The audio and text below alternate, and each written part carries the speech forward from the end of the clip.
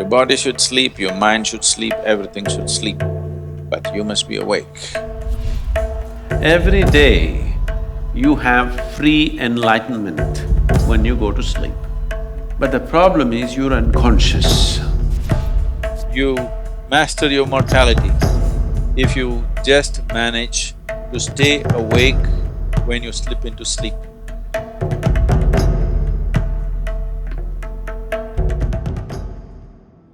There are various aspects to that which we refer to as Shiva. The boundless reality is referred to as Shiva. The greatest of the yogis has been referred to as Shiva. His dance is referred to as Shiva, his music is referred to as Shiva, his stillness is referred to as Shiva. But of all this, he being a yogi is of the greatest importance in terms of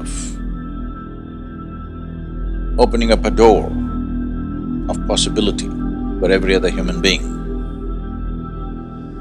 Somebody may be many things, but for the world, that dimension which is a possibility for the world is the most important thing. So he being a yogi is the most important thing. Being a yogi means many things. One aspect of a yogi is that he sleeps in his wakefulness and is awake in his sleep.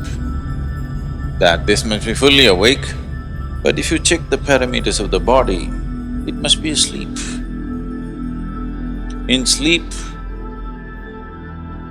everything should be asleep, but you must be awake. Your body should sleep, your mind should sleep, everything should sleep, but you must be awake.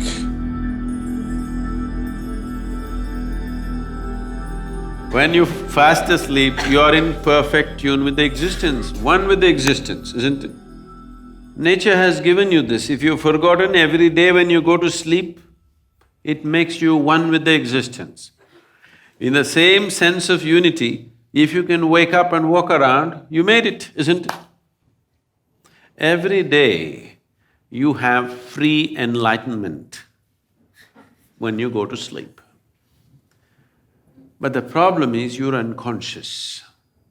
So the sadhana essentially is just this, that from wakefulness when you go to sleep,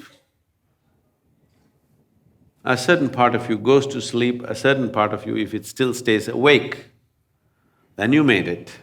Otherwise, when you wake up, a certain part of you still continues to sleep, then you made it.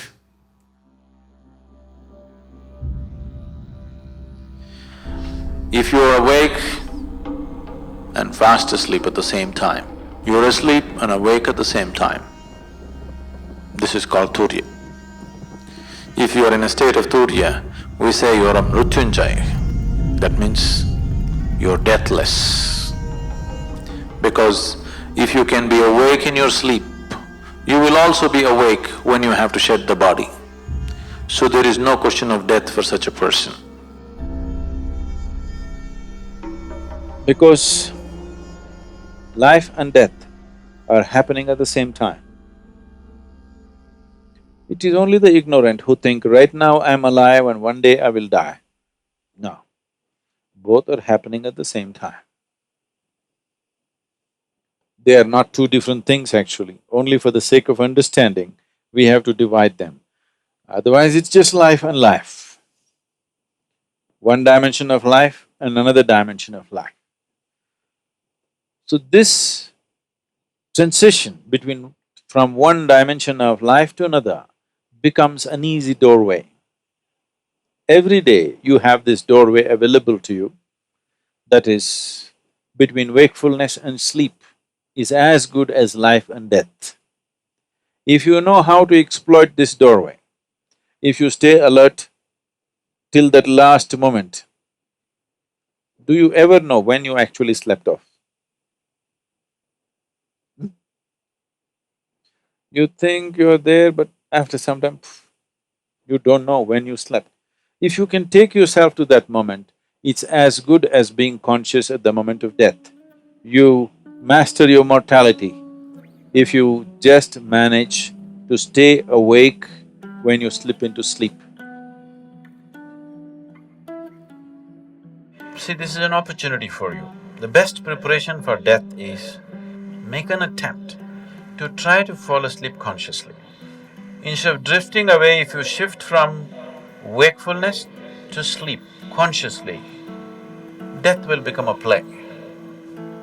So, the moment of sleep is a tremendous opportunity. If you sleep in a certain way, tomorrow morning when you wake up, you can be significantly one notch up. Every day you have this opportunity to practice death. If you can manage that moment, like, you can do this consciously, right? Just like that, from wakefulness to sleep. If you can do it that way, that's it, you are mrityunjaya, because there's no death for you. त्र्यम्बकं यजामहे सुगन्धिं पुष्टिवर्धनम् उर्वारुकमिव बन्धनान्